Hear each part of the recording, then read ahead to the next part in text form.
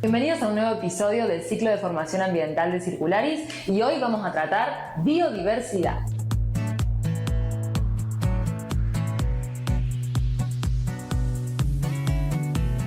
¿Y por qué hablamos de biodiversidad hoy? Porque es la base de la vida en la Tierra. Sin biodiversidad no tenemos recursos naturales, sin biodiversidad no tenemos resiliencia frente al cambio climático o a diferentes fluctuaciones que generan las actividades humanas. Decimos que la naturaleza brinda servicios, ¿sí?, a los seres humanos, es decir, les genera beneficios en diferentes aspectos.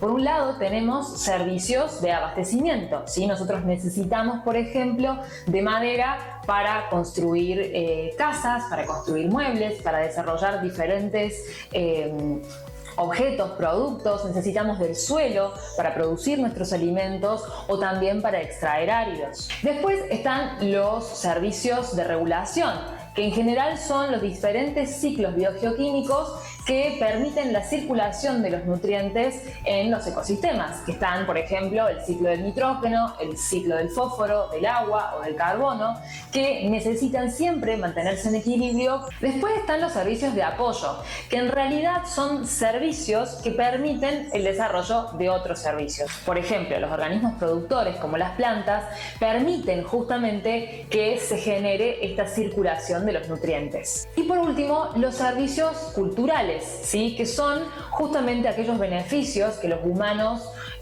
recibimos en función de nuestra salud mental, en función del turismo, en función de diferentes actividades que desarrollamos alrededor de la naturaleza y más en particular de la biodiversidad. Es decir, que todos los problemas ambientales en realidad se pueden resumir, o la base de ellos está vinculado siempre con la biodiversidad. Si una gestión profunda de esta temática es cuando se empieza a profundizar la vulnerabilidad de las comunidades de todo el planeta.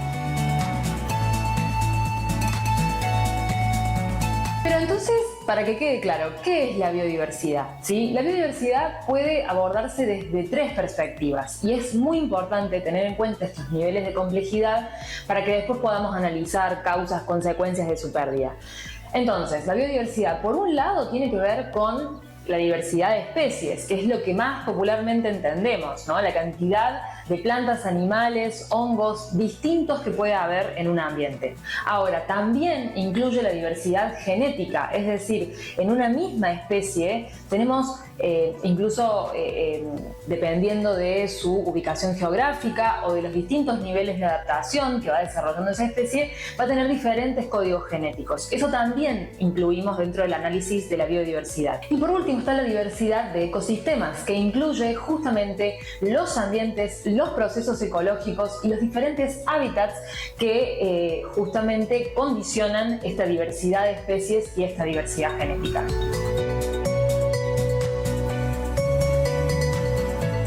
Y hablamos de vulnerabilidad porque justamente la biodiversidad amortigua la variabilidad en las propiedades del ecosistema frente a las fluctuaciones ambientales o las diferentes perturbaciones que pueden generar las actividades humanas. Esto quiere decir que yo, mientras más biodiversidad tenga, mientras más complejas sean estas conexiones en las redes tróficas, más estable va a ser el ecosistema ante la perturbación o la pérdida de alguno de sus componentes. Podemos dar un claro ejemplo: un campo de monocultivo va a ser mucho más vulnerable, va a estar muchísimo más expuesto a, por ejemplo, el ataque de alguna plaga. En cambio, un ecosistema que pueda combinar otras especies, tanto vegetales, animales, que puedan interactuar entre sí en estas redes tróficas, le va a otorgar a ese sistema muchísima más resistencia y se va a poder generar un control integral de esas plagas. Y este abordaje además trae aparejado otro tema muy importante a mencionar, que es el valor del capital natural. Es decir, el valor económico que tiene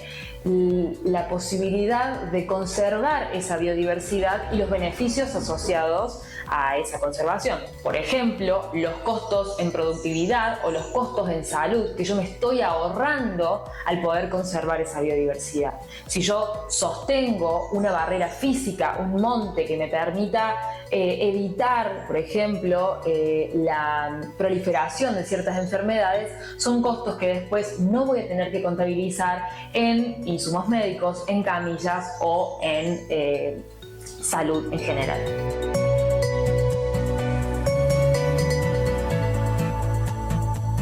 Bueno, entonces, ¿cuáles son las causas de la pérdida de la biodiversidad? Bueno, en realidad son muchísimas y varían según el área geográfica a la cual nos refiramos. Pero si hoy hacemos foco en Córdoba, podemos empezar a mencionar algunas que seguro te resuenan, que son los incendios, ¿sí? La invasión de justamente especies exóticas que no son del territorio cordobés, la expansión de la frontera agrícola, ganadera y urbana, ya que es importante entender que no es solo pérdida en términos de metros cuadrados, sino que a veces los ecosistemas quedan fragmentados, ¿sí? Y de esa forma hay especies, sobre todo grandes mamíferos, que por más que nosotros sostengamos algunas áreas protegidas pequeñas, cuando no hay continuidad de los corredores biológicos, ahí es cuando también se empieza a generar esta pérdida de biodiversidad más invisible o silenciosa, que tiene que ver también con, obviamente, la pérdida genética. La minería, es decir, la extracción, sobre todo acá en Córdoba, de áridos, pero también pueden ser de otros minerales. El tráfico de fauna y el mascotismo, que suele ser mucho más fuerte en algunas provincias de la frontera argentina, como por ejemplo Misiones o la zona del litoral en general. La caza furtiva y comercial, la contaminación del agua, del aire y del suelo, la alteración del ciclo de nutrientes, ¿sí? Sea, como decíamos, del fósforo, del nitrógeno, del agua, del carbono, y por supuesto el cambio climático, que también es consecuencia.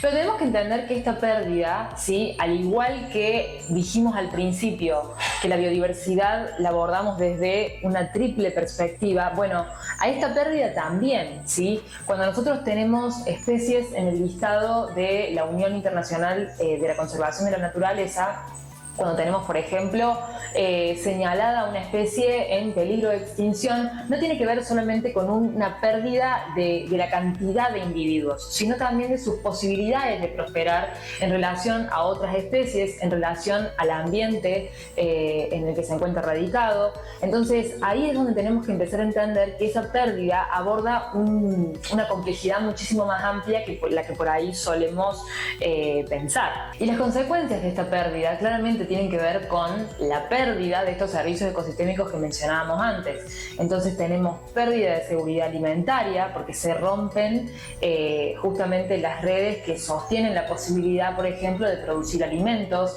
se rompen las redes que sostienen la posibilidad de mantener una buena salud humana y ambiental, y por supuesto se proliferan, ¿sí? Todas aquellas causas de contaminación, ya sea en aire, agua o suelo. Es decir, muchos factores son causas y a la vez consecuencias. Entonces podemos entender que la pérdida de biodiversidad funciona un poco como una avalancha, al igual que el cambio climático y en relación al cambio climático, de estas causas y consecuencias concatenadas. A veces, como bien decimos ya en varias oportunidades, esta pérdida silenciosa sobre todo es la más compleja de abordar cuando no tenemos investigaciones previas acerca del efecto de esta pérdida. Entonces, ¿cómo hacemos para gestionar la biodiversidad, tanto en áreas protegidas como también en entornos urbanos? Aquí es fundamental pensar en los tres instrumentos principales de la gestión ambiental, que son los instrumentos regulatorios, los instrumentos económicos y los instrumentos voluntarios. Dentro de los instrumentos regulatorios, por supuesto, está todo el cuerpo legislativo que hace a los presupuestos mínimos de protección que necesitamos de todos los ecosistemas que tenemos en nuestro país. Los instrumentos económicos justamente acompañan estos instrumentos regulatorios porque ninguno funciona solo, por sí solo. Entonces acompañan justamente generando incentivos o multas, ¿sí? Que puedan de alguna manera promover el cuidado y la conservación de los ecosistemas. Y por último, los instrumentos voluntarios que tienen que ver con la comunicación y con la educación ambiental, que construyen este sentido de pertenencia, construyen esta apropiación en el buen sentido de la palabra del territorio y modifican las percepciones sociales que tenemos acerca de la naturaleza, de nuestra naturaleza.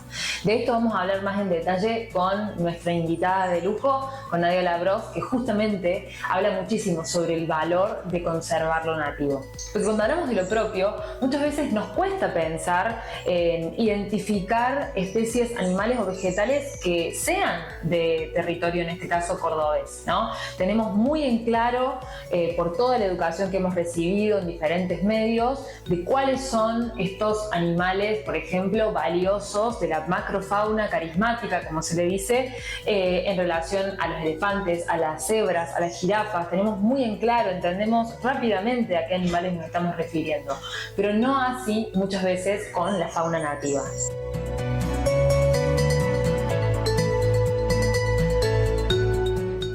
Lo que pasa es que muchas veces no existe, o este vínculo emocional está debilitado de alguna manera. Entonces, lo que tenemos que hacer justamente es construir otra forma de relacionarnos con la naturaleza, porque esta construcción y este vínculo es lo que va a determinar después las decisiones que tomemos. Por eso es tan importante la ley Yolanda, para poder también transmitir estos conocimientos básicos y lo que siempre decimos en Circularis, de hablar de alguna manera el mismo idioma, para entender el valor verdadero que tiene la biodiversidad.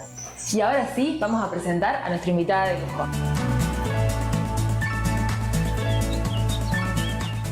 Bueno, ahora sí estamos con Nadia Lavrov, que es fundadora y presidenta de la Asociación Civil Futuro y también asesora de la Subsecretaría de Biodiversidad en el Ministerio de Ambiente y Economía Circular de la provincia de Córdoba, una colega que estimo muchísimo, así que buenísimo que esté con nosotros acá en la capacitación sobre biodiversidad. Bienvenida, Rusa, y bueno, vamos a hacerle unas preguntas súper interesantes.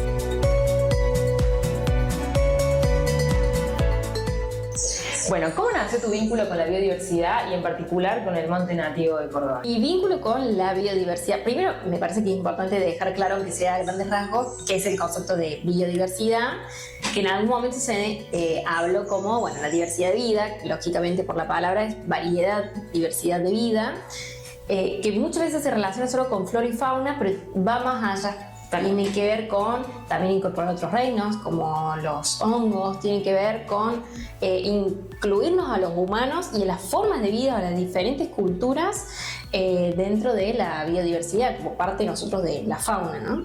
Y tiene que ver también con la historia, con la genética que tiene cada individuo, tiene que ver con conservar la variedad de especies, es toda la complejidad de vida con su antes y su pasado y su futuro, y eso es la biodiversidad, es algo re complejo que sostiene un montón de funciones en los ecosistemas, ¿no?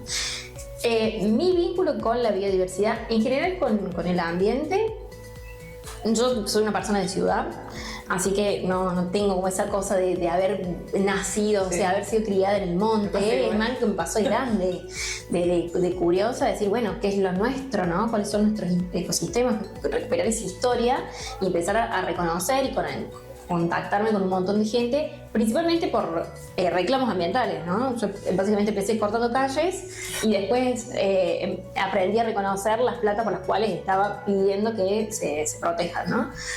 Hablo de las plantas porque es como lo más cercano. Creo que mi primer acercamiento con la biodiversidad fueron las producciones audiovisuales, documentales. Me fascinaban de chica los documentales, veía uno atrás del otro, de algunos me sabía el guión completo, me encantan los documentales, súper ñoña a través de la tele, ¿no? Y después ya estudiando gestión ambiental y conociendo un montón de gente, viajando por la provincia, empezando a ir al interior, ahí conocí más del monte, el concepto monte, ¿no? Y me quedé, como llegué y me quedé. Me encanta, es re lindo ir al monte, reconocer plantas nativas, por traer algo de eso, renaturalizar y llenar de biodiversidad la ciudad, es el lugar donde nací. Me parece que es uno de los grandes desafíos que sostiene ese vínculo que tengo con la naturaleza. ¿Qué hace única la biodiversidad cordobesa y por qué el monte nativo es tan importante para el equilibrio de la provincia? Es importante para el equilibrio porque tiene distintos efectos. El efecto garra, básicamente, que las distintas plantas, no plantas aisladas como el ecosistema, el monte como un ecosistema, la diversidad, sujeta el suelo. Entonces hace que no se pierda el suelo y que cada vez que llueva o haya viento no se erosione, o sea, sostienen el suelo. Después tienen el efecto paraguas, ¿sí? Las plantas cuando crecen hacen como un efecto paraguas que nos da como un paraguas, nos protege de la erosión también del agua o del viento. pero también nos dan sombra, ¿no? Claro. Como una sombrilla básicamente. Tiene efecto de esponja también, los árboles toman el agua y no solo evitan las inundaciones tomando el agua que generalmente es en la época, en la estación húmeda que es en verano, sino que después han evolucionado relacionándose con el ecosistema natural nativo que en invierno devuelven el agua a los cursos de agua. Entonces nosotros tenemos agua todo el año gracias al monte, Claro. que absorbe en verano y lo devuelve en invierno mientras no llueve. Tiene también efecto casa, hogar, o sea, es donde en el monte vive todas las formas de vida, distintas plantas, distintas fauna se refugia en el ecosistema del monte, ¿no? Es parte de eso. Tiene efecto cortina también, que cada vez se ven más vientos que arrastran un montón de suelo y eso es polvo, es molesto, afecta el viento, bueno, más el viento con todo lo que arrastra puede afectar a nuestra vida. Bueno, con el monte se funciona como cortina, como barrera, ¿no? Y bueno, por último, lo que ya hablamos es la cuestión estética, ¿no? El paisaje es una cuestión, es importante para el turismo, es importante para nuestra salud mental poder verlo. Y más allá de que a algunos les guste y no les guste el monte, a muchos nos gusta y nos hace bien verlo y saber que está y apreciarlo, entonces poder mantenerlo para quienes nos fascina tiene también un efecto en nuestra salud mental, ¿no? ¿Y cuáles son las principales amenazas o causas de la pérdida de biodiversidad en Córdoba? Creo que una de las amenazas es la pérdida de hábitat del lugar donde se desarrolla la fauna o el espacio para el desarrollo de la flora e incluso, como decíamos, la diversidad de formas de vida para los humanos, ¿no? Tengo el machadito acá del gremio de los colgados con mala memoria, así no me olvido.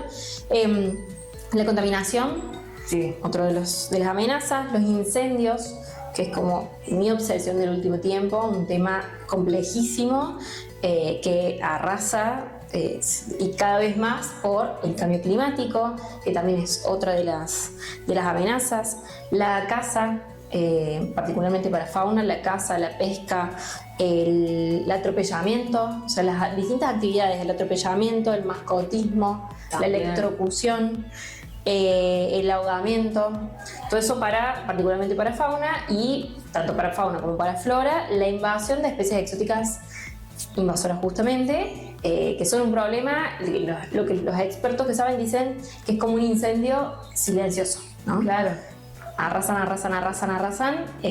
solo que no ves como en un incendio las llamas. Y se relaciona con lo que dijiste antes, digamos, también con este aspecto genético de la biodiversidad, porque por ahí uno, bueno, ve a un individuo, no lo ve, pero es como que va calando más profundo, va calando justamente en ese agotamiento de la diversidad genética.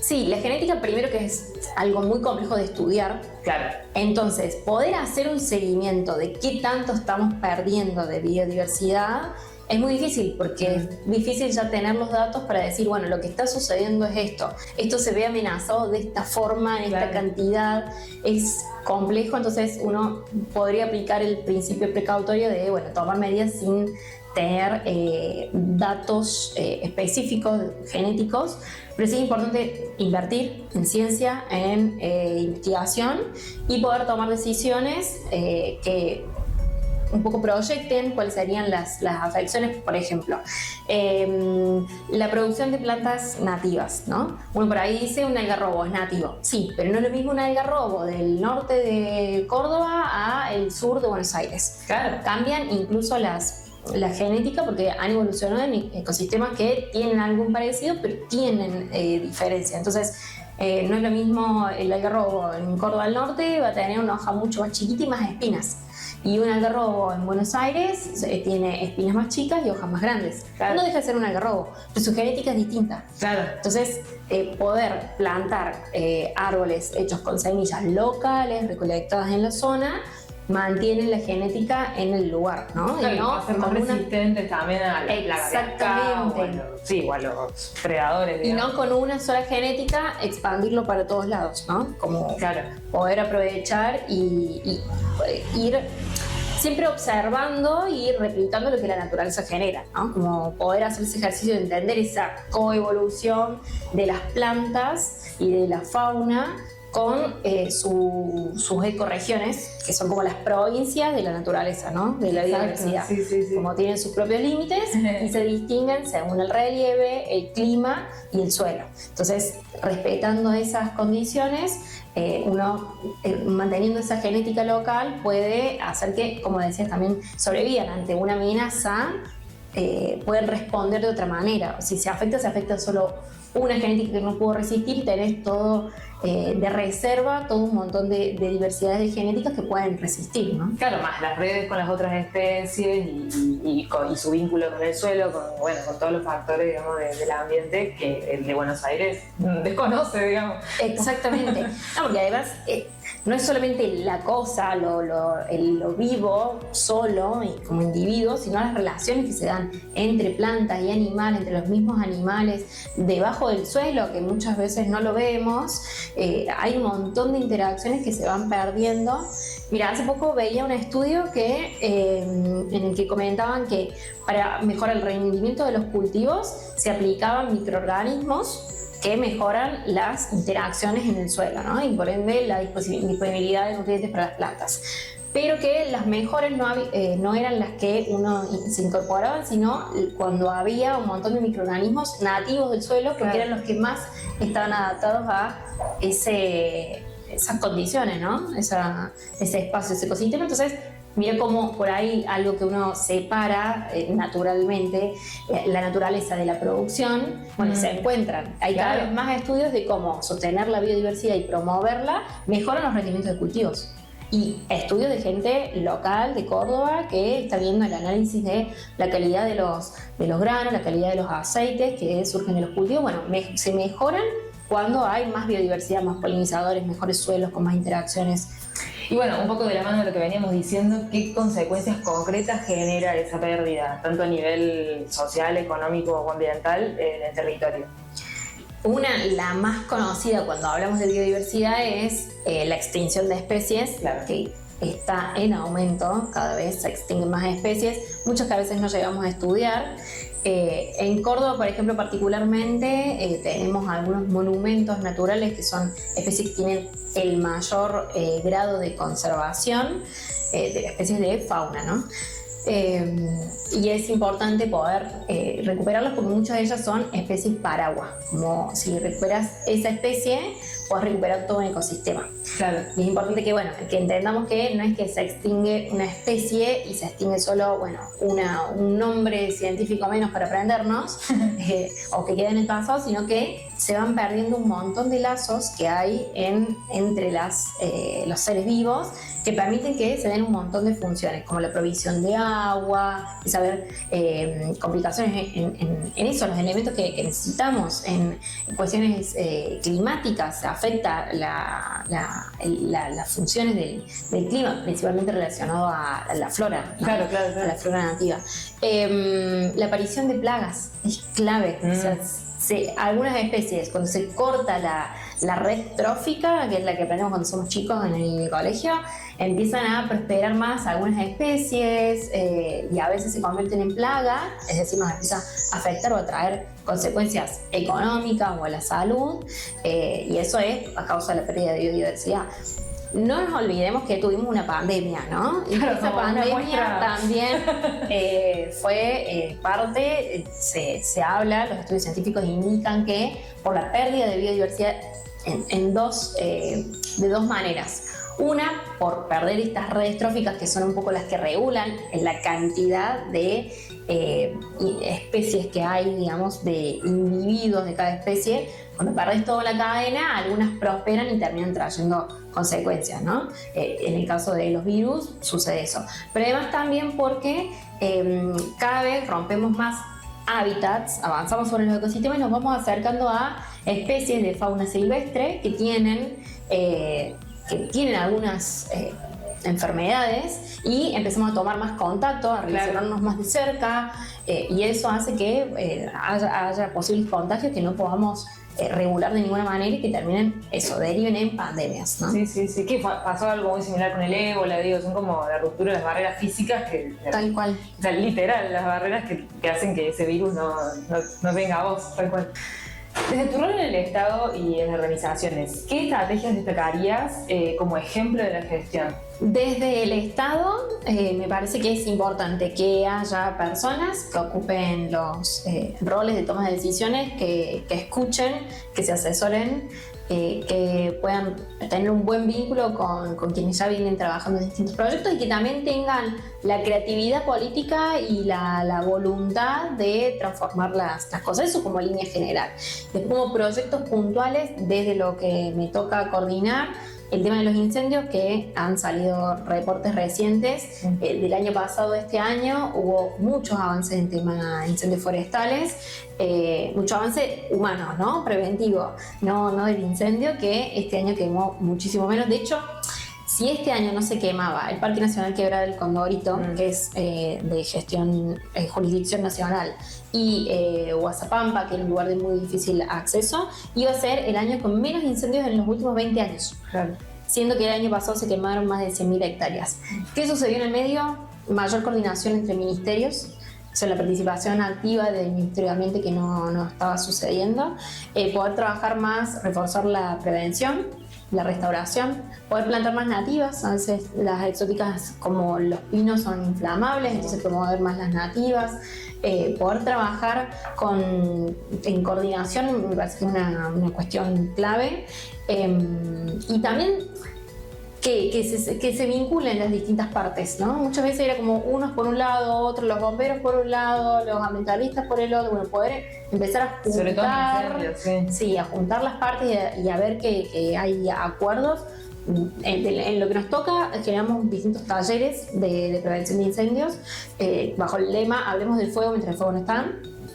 Y increíble lo que sucedió. Primero, que la información que recopilamos ahí es muchísima, está todo en distintos informes que están publicados en una carpeta.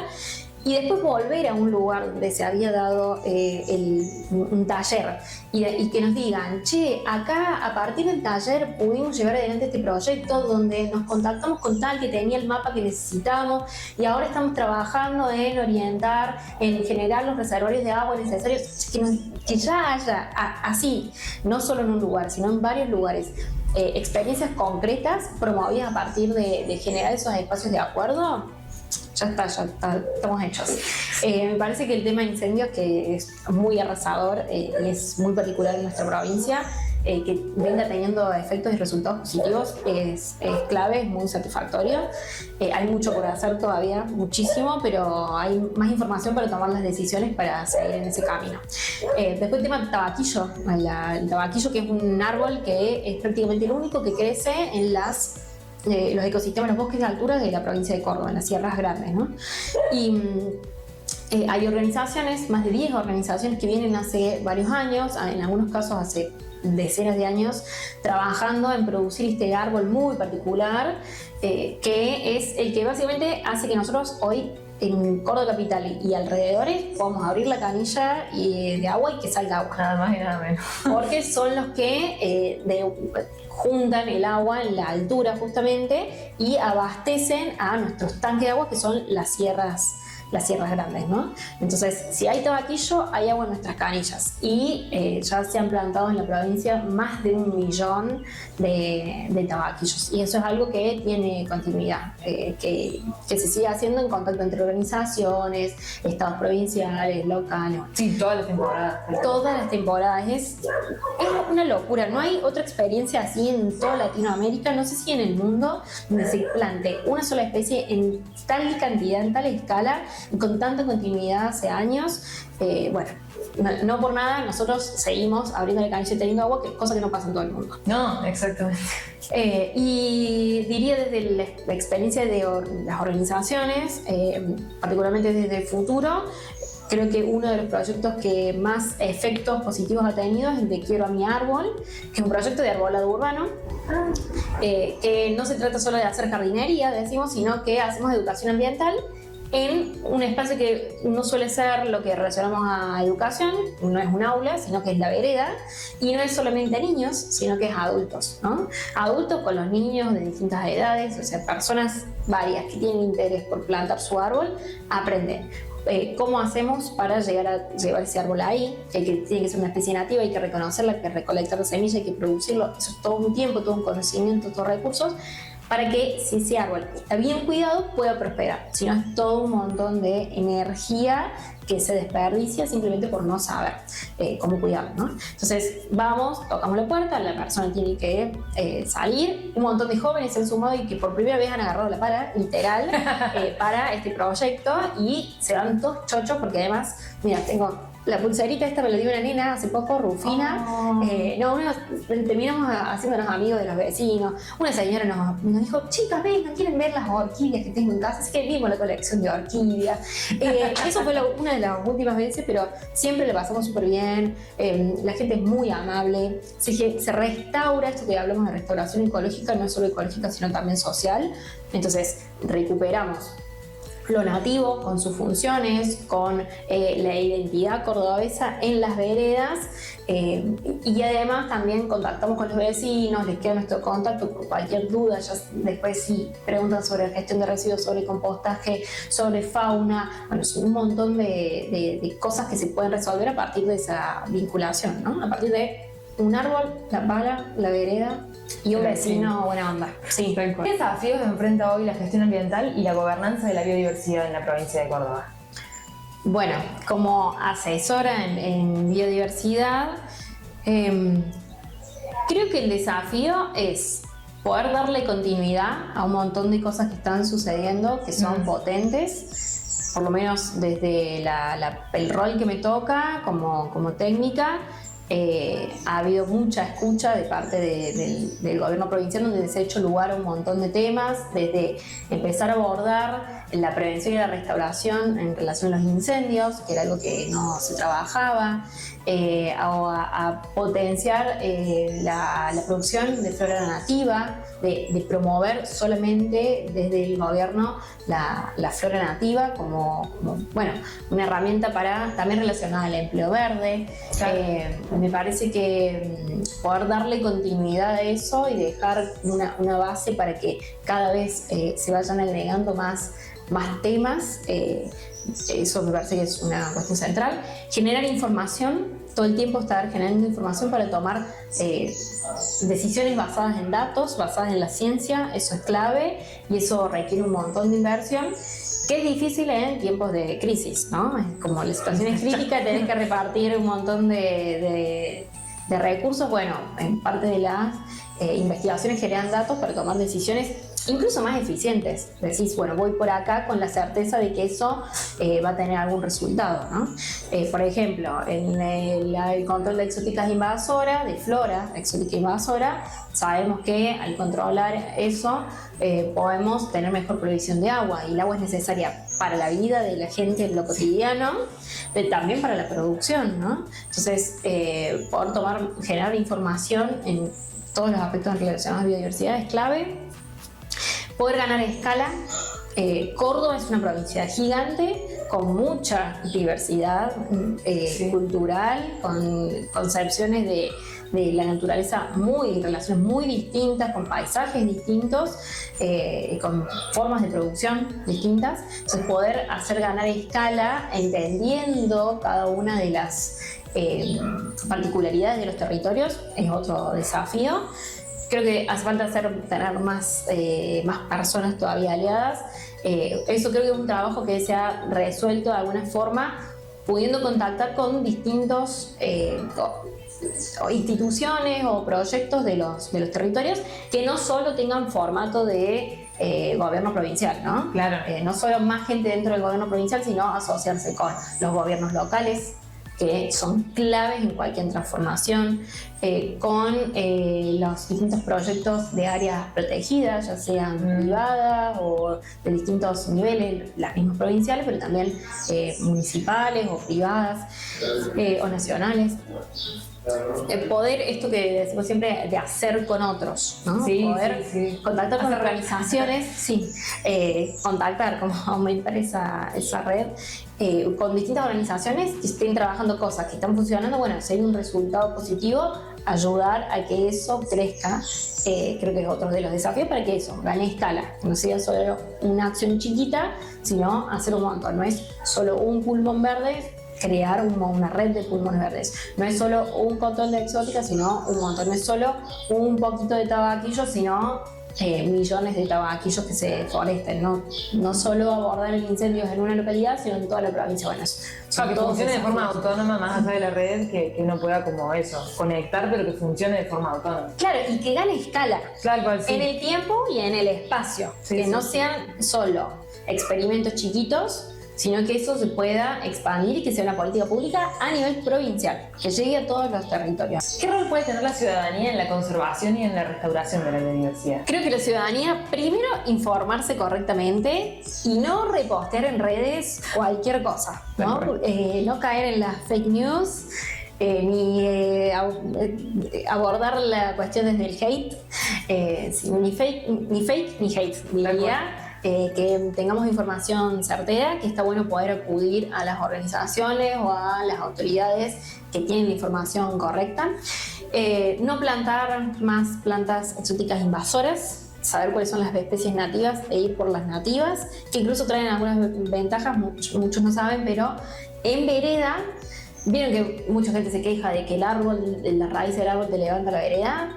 Probablemente sea un exótico, porque las nativas tienen raíz pivotante, van derecho por abajo, toman agua de las napas, no levantan vereda. Entonces son de bajo mantenimiento, cierran por todos lados y son nuestras plantas. Bueno, respecto a la fauna, poder incluso dejar algunas plantas nativas, no solo árboles, sino algo de lo que llamamos yuyitos, a veces con sus flores, son los que traen biodiversidad, se relacionan con los polinizadores. ¿Vieron la frase esa de Einstein que dice que sin abejas en 4 años la humanidad desaparece? Bueno, la tengamos en cuenta. Porque no está tan errado. Hay que generar alimento para los bichitos, que son los que sostienen toda la biodiversidad, básicamente. Poder hacer compost también es una forma de restaurar los suelos, poder tener huerta y alimentos cerca. Respecto a la fauna, como les decía, no darles de comer a los animales silvestres, no se alimenta a la fauna, no tener como mascotas animales que no estén permitidos, como el loro hablador, que quedan menos de 120 en toda la provincia, así que nada de loro hablador. Tienen uno, entrega voluntaria a Policía Ambiental, le hablan y se hacen entregas voluntarias. Lo mismo con las tortugas de tierra, prohibido tenerlas, también están en extinción. Se hacen entregas voluntarias y nada de comprarlas, no comprar animales silvestres en ningún lado, no darles de comer ni a los zorros ni a las aves, no sabemos lo que necesitan, no somos profesionales en el tema, no se les da de comer, podemos estar haciéndole un daño importante a ese animal. No llevar nuestras mascotas a las áreas naturales protegidas. Áreas naturales protegidas, que son todos parques nacionales, reservas provinciales, reservas municipales, todo lo que sea área protegida. No llevar a nuestras mascotas ahí. Pueden afectar a nuestras mascotas y a la fauna local. Bueno, hay varias acciones. No hacer fuego en cualquier lado, no tirar la colilla en cualquier lado, separar los residuos, todo en algún punto conecta con el cuidado de la biodiversidad. Así que tomar todas esas acciones, ahorrar agua y sumarse a proyectos. Incluso proyectos que son muy lindos, muy entretenidos, plantar tabaquillo, poder hacer algún trekking de reconocimiento de especies, puede ser algo lindo para nosotros, una forma de hacer turismo, aprendiendo y disfrutando. Si tuvieras que dejar un mensaje o una acción concreta para fortalecer la gestión de la biodiversidad, ¿cuál sería? Diría que el creciente uso de redes sociales, de inteligencia artificial, poder utilizar nuestra inteligencia natural y poder fomentar redes que no sean solo las redes sociales virtuales, sino las redes sociales presenciales, poder acercarnos a los proyectos, poder ser voluntarios, poder incluso como vecinos, con nuestros propios vecinos, o en la escuela o en el trabajo, poder desde la realidad y lo presencial y lo material, transformar las cosas. Sumarse, de nuestra parte encuentran aliados para canalizar cualquier idea, que sin miedo, si hay algo que nos funciona, lo podemos aprender juntos, y si no, si hay algo que quieren canalizar, pueden hacerlo con nosotros, nos contactan y vemos cuál es la mejor opción. Bueno, muchísimas gracias, Rosa, por sumarte a esta capacitación. Fue súper lindo, súper interesante y súper motivante. Así que bueno, esperamos que nos puedan acompañar en la próxima capacitación del ciclo de formación ambiental de Circularis. Chau, chau.